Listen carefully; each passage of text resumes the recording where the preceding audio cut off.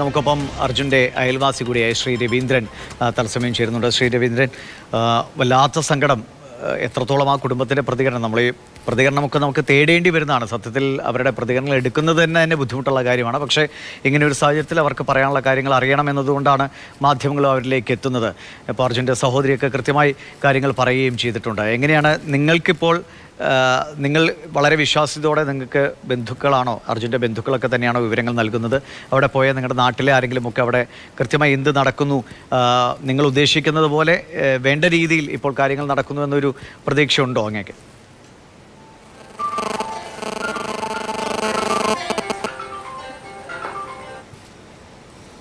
ഈ കാര്യത്തിൽ അർജുൻ്റെ സിസ്റ്റർ പറഞ്ഞപ്പോൾ തന്നെ എന്തെങ്കിലും ഒരു മെസ്സേജ് നമുക്ക് കിട്ടും എന്ന് വിചാരിച്ചാണ് നമ്മൾ ഇരിക്കുന്നത്. അതിൽ നമ്മളെന്താണ്, മണ്ണ് മുഴുവൻ നീക്കി കഴിഞ്ഞാൽ നമുക്കൊരു പ്രതീക്ഷയാണ്. ഇപ്പോഴും നമ്മൾ മനസ്സിലാക്കുന്നത് കരയിലുള്ള മുഴുവൻ മണ്ണും നീക്കിയിട്ടില്ല. ആ കരയിലുള്ള മണ്ണ് മുഴുവൻ നീക്കിയാൽ മാത്രമേ നമുക്കൊരു വിശ്വാസം വരുന്നുള്ളൂ. കാരണം 500 മീറ്റർ സ്ക്വയറിൽ, അതായത് 1/2 കിലോമീറ്റർ സ്ക്വയറിൽ വ്യാപിച്ച് കിടക്കുന്ന മണ്ണാണെന്നാണ് അറിവായത്. എത്രത്തോളം ശരിയാണെന്നുള്ള അറിയില്ല. അതും വളരെ ഉയരത്തിൽ, ഞാൻ മനസ്സിലാക്കിയിടത്തോളം ഒരു 10-20 മീറ്റർ ഉയരത്തിൽ തന്നെയെങ്കിലും മണ്ണുണ്ട് എന്നുള്ളതാണ്. അപ്പോൾ അങ്ങനെയുള്ളൊരു സ്ഥലത്ത് എത്രത്തോളം ശേഷിക്കുന്ന മണ്ണുണ്ട് എന്നുള്ള അറിയില്ല. കാരണം ഇതിൻ്റെ വ്യാപ്തി കൂടുന്നതിനനുസരിച്ച് മണ്ണിൻ്റെ അളവും കൂടും. അപ്പം ഞങ്ങൾ പറയുന്നത് എന്താണെന്നുണ്ടെങ്കിൽ A to Z 0 to ആയി മണ്ണെടുക്കൽ കഴിഞ്ഞാൽ മാത്രമേ ഇതിന് നമുക്കൊരു വിശ്വാസം വരുന്നുള്ളൂ. കാരണം കഴിഞ്ഞ ദിവസം പറഞ്ഞു റഡാറിൽ വണ്ടിയുടെ ഇത് കണ്ടു എന്നല്ലോ. ഇപ്പോഴും ആ വിധത്തിലൊന്നും ഒരു കൺഫേം ആയിട്ടുള്ളൊരു വിവരമില്ല. അത് മാത്രമല്ല, മിലിറ്ററി വന്ന സമയത്ത് മിലിറ്ററിൻ്റെ അടുത്ത് അങ്ങനത്തെ എക്യുപ്മെൻറ്റ്സൊക്കെ ഉണ്ടാവും എന്നാണ് നമ്മൾ കരുതിയത്. പക്ഷെ എന്നാലും മിലിറ്ററി വന്നിട്ടുള്ള എക്യുപ്മെൻറ്റ്സ് എന്തൊക്കെ ഉണ്ടെന്നുള്ളത് നമുക്ക് അറിവായിട്ടില്ല. അതിലുള്ളൊരു നിരാശയുമുണ്ട്. കാരണം എന്താ പറയുക, വേണ്ടത്ര റഡാറുകളും നമ്മൾ കിട്ടുമോ എന്നുള്ള ഒരു സംശയം മാത്രമാണ് ഇപ്പം അതിലുള്ളത്. അപ്പം ഞങ്ങൾ ഇപ്പോഴും പറയുന്നത് എന്താണെന്നുണ്ടെങ്കിൽ കരയിലുള്ള മണ്ണ് മുഴുവൻ മാറ്റാനുള്ള ഒരു ദൃഢനിശ്ചയം വേണം.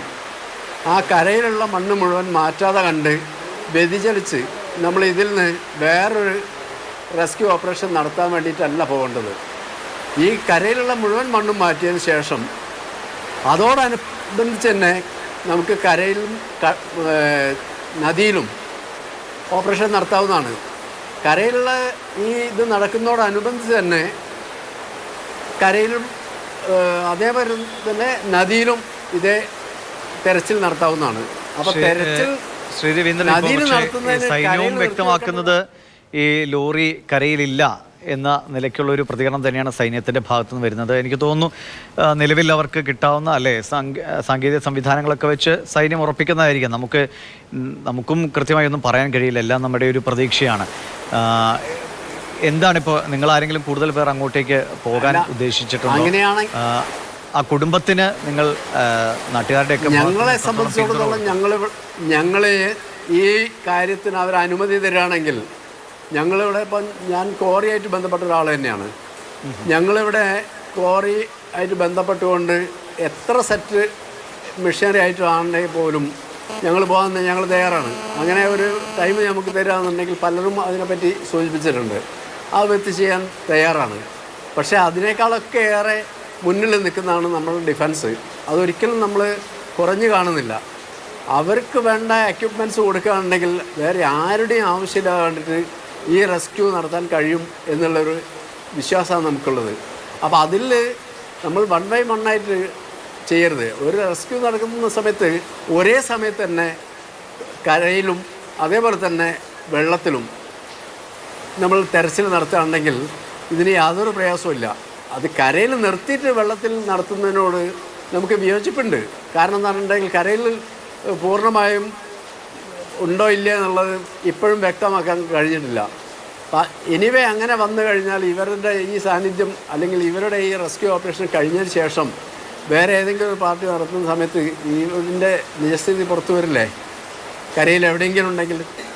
അപ്പോൾ കരയിൽ അവരില്ല എന്നുള്ളത് വെറുതെ പറഞ്ഞാൽ പോരാ. കാരണം ആ മണ്ണ് നീക്കി അവിടെ ഇല്ല എന്നുള്ളത് പൊതുജനങ്ങൾക്ക് മറ്റുള്ളവർക്കെല്ലാം ബോധ്യപ്പെടണം. ആ വിധത്തിലുള്ള ഒരു റെസ്ക്യൂ ആയിരിക്കണം നടക്കുന്നത്. അതല്ലാതെ കണ്ട് ഞങ്ങൾ റഡാർ വെച്ചു എന്ന് പറയുന്നതൊന്നും, കാരണം റഡാറിനെ സംബന്ധിച്ചിടത്തോളം നമുക്കുണ്ടായ വീഴ്ചകൾ മനസ്സിലായില്ലേ.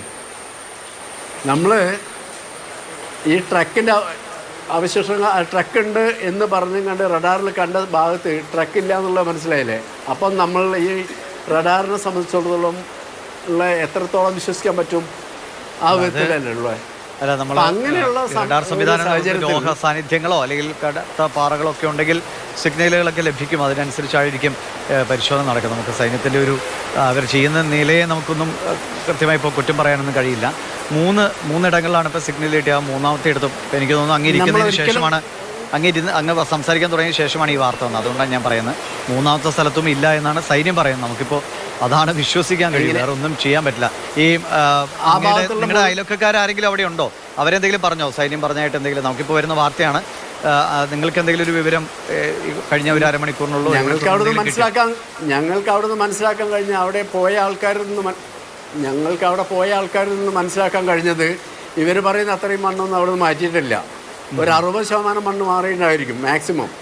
അതിൽ കൂടുതൽ മണ്ണൊന്നും അവിടെ നിന്ന് മാറിയിട്ടില്ല എന്നുള്ളതാണ് അവിടെ നിന്നുള്ള അറിവ് ഞങ്ങൾക്ക്. പിന്നെ ഈ കാര്യത്തിൽ അവിടെ സൈറ്റിലുള്ള ആൾക്ക് പിന്നെ അവിടുത്തെ ഗവൺമെൻറ്റിനോ അല്ലെങ്കിൽ ഈ റെസ്ക്യൂ നടത്തുന്ന ആൾക്കാരെയോ മറ്റുള്ളവരെ ആരെയും ഒരു മോശമായി ചിത്രീകരിക്കാനോ അല്ലെങ്കിൽ മറ്റുള്ളതിനോ പറ്റില്ല. അങ്ങനെ ചെയ്യുന്ന ഒരു ശരിയുള്ള കാര്യമല്ല. ഇപ്പം നമ്മൾ തന്നെ ആരെയും കുറ്റപ്പെടുത്താനോ ആരെയും മോശക്കാരാക്കാനോ മറ്റുള്ളത് ഒന്നിനും വേണ്ടിയിട്ടല്ല ഈ കാര്യം പറയുന്നത്. നമ്മൾക്കൊരു കോൺഫിഡൻസ് ഉണ്ടാവണം അവിടെ ഇല്ല എന്നുള്ളത്. അങ്ങനെ ഉണ്ടാവണമെങ്കിൽ അവിടെ ശേഷിക്കുന്ന വേണ്ടത്ര കാണാൻ പറ്റുന്ന വിധത്തിലുള്ള മണ്ണേ ഉള്ളൂ, അല്ലെങ്കിൽ ട്രക്ക് ഉണ്ടെങ്കിൽ കാണാൻ പറ്റുന്ന മണ്ണേ ഉള്ളൂ എന്ന് അനുമാനിക്കാൻ കഴിയണമെന്നുണ്ടെങ്കിൽ അവിടെ മണ്ണില്ലാതിരിക്കണ്ടേ. ശരി. അപ്പോൾ അവിടെ താങ്കൾ അങ്ങോട്ടേക്ക് പോകാൻ എന്തെങ്കിലും, നിങ്ങൾ കൂടുതൽ പേർ അങ്ങോട്ടേക്ക് പോകാൻ എന്തെങ്കിലും ഉദ്ദേശമുണ്ടോ? കൂടുതൽ ബന്ധുക്കളോ അല്ലെങ്കിൽ അയൽവക്കക്കാരോ? കാരണം നിങ്ങളുടെ ഒക്കെ ഒരു വല്ലാത്ത സങ്കടമായി നിൽക്കുന്നതാണ്. ഇത്രയും ദിവസം കാണാതിരിക്കുക എന്ന് പറയുമ്പോൾ ആ കുടുംബത്തിൻ്റെ അവസ്ഥയെന്ന് നമുക്ക് ഊഹിക്കാവുന്നതേ ഉള്ളൂ. കൂടുതൽ ആരെങ്കിലും പേർ അങ്ങോട്ടേക്ക് പോകുന്നുണ്ടോ? ഇപ്പോൾ അവിടെ ഈ ആളുകളെ അനുവദിക്കുന്നത് സംബന്ധിച്ചൊരു തർക്കമൊക്കെ ഉണ്ടായി, അങ്ങയുടെ ശ്രദ്ധയിൽപ്പെട്ട് കാണുമെന്ന് ഞാൻ കരുതുന്നു. 25 പേർക്ക് നാളെ മുതൽ രക്ഷാപ്രവർത്തനത്തിൽ പങ്കാളിയാകാം. അതിൽ കൂടുതൽ പേരെ അനുവദിക്കില്ല എന്നാണ് അവിടുത്തെ സംവിധാനങ്ങൾ പറയുന്നത്. നിങ്ങൾ കൂടുതൽ പേർ പോകുന്നുണ്ടോ? അല്ല, ഞങ്ങൾ പോകുന്നതിനെ പറ്റിയിട്ടൊന്നും ഇതുവരെ ഞങ്ങളടുത്ത് പോകണം എന്നുള്ളൊരു രൂപത്തിൽ ആരും സംസാരിച്ചിട്ടില്ല. അങ്ങനെ വേണമെന്നുണ്ടെങ്കിൽ ഞങ്ങൾ സന്നദ്ധരാണ്. ഈ ബന്ധുക്കൾ ഇപ്പോൾ ജിതിൻ അടക്കമുള്ള ആളുകളാണല്ലോ അവരുള്ളത്. അവർ പിന്നീട് എന്തെങ്കിലും കോണ്ടാക്ട് ചെയ്തിരുന്നോ ശ്രീ രവീന്ദ്രൻ? ജിതിൻ്റെ ആൾക്കാർ ഇന്നലെ വിളിച്ചപ്പോൾ പറഞ്ഞത് എന്താണ്, ഒരു 50% മണ്ണേ മാറ്റിയിട്ടുള്ളൂ എന്ന് തന്നെ പറഞ്ഞത്. എന്തായാലും നിലവിൽ എന്താ പറയുക, നമുക്ക് എല്ലാവരും ഇങ്ങനെ പ്രതീക്ഷയോടെ കാത്തിരിക്കുക എന്നല്ലാതെ വേറെ നിർവാഹമില്ലാത്ത അവസ്ഥ. ഇവിടുന്ന് ഒരുപാട് പേർ അവിടെ സന്നദ്ധ പ്രവർത്തനത്തിനായി പോയി. പക്ഷേ അവരെ അനുവദിക്കുന്നതിൽ ചെറിയ തർക്കങ്ങളുണ്ടായി. അതൊക്കെ പരിഹരിച്ചു എന്നാണ് ഇപ്പോൾ രഞ്ജിത്ത് ഇസ്രായേൽ അങ്ങ് കേട്ട് കാണുമല്ലോ. രഞ്ജിത്ത് ഇസ്രായേൽ പറഞ്ഞ ഇപ്പോൾ പ്രശ്നങ്ങളില്ല, അത് അനുവദിക്കുന്നുണ്ട്, വേണ്ട രീതിയിൽ പരിശോധന നടക്കുന്നുവെന്നാണ്. അടുത്ത ദിവസങ്ങളിൽ ഇപ്പോൾ സൈന്യം എന്താണ് തീരുമാനിക്കുന്നത് നമുക്കറിയില്ല. സൈന്യം ഇപ്പോൾ ഇന്നത്തോടെ കരയിലെ ഈ തെരച്ചിൽ നിർത്തി അവർ നദിയിലേക്ക് ഫോക്കസ് ചെയ്യുമെന്ന് നമുക്ക് അറിയില്ല. അങ്ങനെയെങ്കിൽ ഇപ്പോൾ നമ്മൾ സുപ്രീം കോടതിയെ സമീപിച്ചു, കർണാടക ഹൈക്കോടതിയെ സമീപിക്കാനാണ് ഹർജിക്കാരോട് പറഞ്ഞത്. അങ്ങനെ എന്തെങ്കിലും നിയമപരമായി കൂടുതൽ എന്തെങ്കിലും നീങ്ങാൻ ഉദ്ദേശമുണ്ടോ? അല്ല, ഞങ്ങളെ സംബന്ധിച്ചുള്ള ആകാംക്ഷ എന്താണെന്ന് പറഞ്ഞാൽ, ഇപ്പോഴുള്ള ഇതിൽ നിന്ന് ഡൈവേർട്ട് ചെയ്തിട്ട് നദിയിലേക്ക് പോവുകയാണെങ്കിൽ ഇവിടുത്തെ ഓപ്പറേഷൻ നിർത്തുക എന്നുള്ളതാണ്. ഇവിടുത്തെ ഓപ്പറേഷൻ നിർത്തുന്ന സമയത്ത് ഇവിടെ വേണ്ടത്ര പൂർണ്ണമായും ഇവിടുത്തെ തെരച്ചിൽ നടത്തിയിരിക്കുന്നു എന്നുള്ള ഉറപ്പ് വരുത്തണം. അത് ഞാൻ മാത്രമല്ല, നിങ്ങൾ മാധ്യമപ്രവർത്തകരായ നിങ്ങളും മറ്റുള്ള ഉദ്യോഗസ്ഥന്മാരും ഇതുമായിട്ട് ബന്ധപ്പെട്ടുള്ള എല്ലാ ആൾക്കാരും അങ്ങനെ ഒരു കൺഫർമേഷൻ ഉണ്ടാക്കണം. അല്ലാതെ കണ്ട് ഇതിൽ നിന്ന് ഡൈവേർട്ട് ചെയ്തിട്ട് നദിയിലേക്ക് പോയി കഴിഞ്ഞാൽ നദിയിൽ ഇതേ സമയത്ത് തന്നെ നദിയിലും തെരച്ചിൽ നടത്താവുന്നതല്ലേ ഉള്ളൂ. പിന്നെ ഇപ്പം ഞാൻ മനസ്സിലാക്കിയിടത്തോളം ഈ നദിയിലുള്ള കാര്യങ്ങൾ എത്രത്തോളം ചെയ്യാൻ പറ്റും, നദിയിലെവിടെ എന്തുണ്ട് എന്നൊന്നും നമുക്കറിയില്ല. എങ്കിൽ പോലും ഇതിന് അവർക്ക് കൺഫർമേഷൻ തരാൻ കഴിയണം ഇവിടെ ഇല്ല എന്നുള്ളത്. ഡിഫൻസ് പറഞ്ഞാൽ പോരാ, അതിനുള്ളൊരു നമുക്ക് ബോധ്യപ്പെടുന്ന ഒരു രൂപത്തിൽ, അല്ലെങ്കിൽ ഞങ്ങൾക്കോ അല്ലെങ്കിൽ അവിടെയുള്ള മാധ്യമ പ്രവർത്തകർക്കോ അല്ലെങ്കിൽ മറ്റുള്ള ആളുകൾക്കോ ഇത് സംബന്ധിച്ച് ശരിയാണ്, നമുക്ക് ബോധ്യപ്പെട്ടു എന്നുള്ള രൂപത്തിലെത്തുന്ന ഒരു റെസ്ക്യൂ ഓപ്പറേഷനാണോ അവിടെ നടന്നത് എന്നുള്ളതിനെ പറ്റിയും കൂടെ ഒന്ന് നിങ്ങൾ വിലയിരുത്തേണ്ടതുണ്ട്.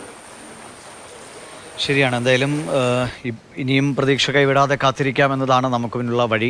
ഇപ്പോൾ സൈന്യവും നേവിയും മറ്റ് NDRF, നമ്മുടെ നാട്ടിൽ നിന്ന് പോയ ആളുകൾ അല്ലേ, എല്ലാവരും വളരെ സജീവമായി തന്നെ രക്ഷാപ്രവർത്തനങ്ങളിൽ ഏർപ്പെട്ടിരിക്കുകയാണ്. എത്രയും വേഗം ഒരു ഫലപ്രാപ്തിയിലേക്ക് എത്തട്ടെ എന്നാണ് നമ്മൾ ഇത്രയും ദിവസം കാത്തത്. പക്ഷേ 7 ദിവസമാകുമ്പോൾ നമുക്കറിയാം പ്രതീക്ഷകൾ എത്രത്തോളം മങ്ങലേൽക്കുന്നു എന്നത് ഒരു യാഥാർത്ഥ്യമാണ്. അങ്ങ് തൊട്ടടുത്ത അയൽവാസിയാണെന്ന് ഞാൻ പ്രതീക്ഷിക്കുന്നു. അർജുൻ്റെ കുടുംബത്തെയൊക്കെ കണ്ടോ? നാട്ടുകാരുടെയൊക്കെ ഒരു വലിയ പിന്തുണ ഈ ഒരു അല്ലേ, ഒരു വല്ലാത്ത സങ്കട നിമിഷത്തിൽ അവർക്കുണ്ടല്ലോ അല്ലേ?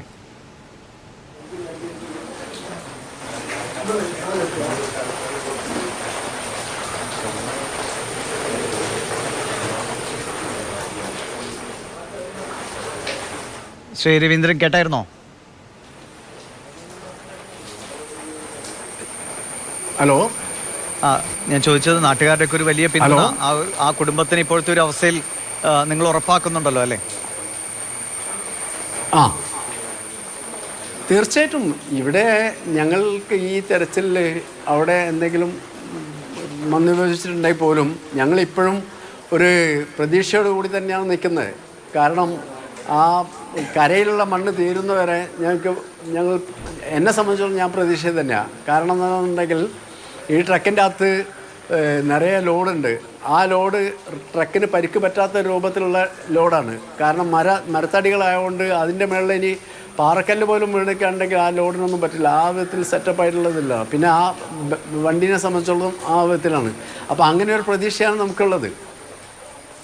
ഒരു ഭാരത് ബെൻസ് എന്ന് പറയുന്ന ആ വണ്ടീനെ സംബന്ധിച്ചിടത്തോളം നല്ലൊരു അഭിപ്രായമുള്ള വണ്ടിയാണ്. അത് മാത്രമല്ല, അതിൻ്റെ മേലെ കിടക്കുന്ന ട്രക്ക്, പിന്നെ ട്രക്കിനെ പ്രൊട്ടക്റ്റ് ചെയ്യുന്ന വിധത്തിലാണ് ഈ മരം ലോഡ് ചെയ്യുക. ആ ഒരു വ്യത്യാസം ഇതിൽ നമ്മൾ പ്രത്യേകിച്ച് കാണണം. മറ്റുള്ള ഒരു അപകടമായ ഒരു ബസ് മറിഞ്ഞ പോലെ അല്ലെങ്കിൽ ഒരു കാറ് മറിഞ്ഞ പോലെ നമ്മൾ കാണാൻ പറ്റില്ല. ഇതിൽ അത്രയും സുരക്ഷിതമായിട്ട് നിൽക്കും എന്നുള്ളത് കൊണ്ടാണ് നമ്മൾക്ക് ഇപ്പോഴും പ്രതീക്ഷയുള്ളത്. അപ്പോൾ അതനുസരിച്ചാണ് നമ്മൾ ഈ കുടുംബത്തിനോട്, ഇവിടെ വരുന്ന എല്ലാവരും ഇപ്പോഴും ഒരു പ്രതീക്ഷയോട് കൂടി ആ കുടുംബത്തെ സമാധാനിപ്പിച്ചുകൊണ്ടും അവർക്ക് ആശ്വാസം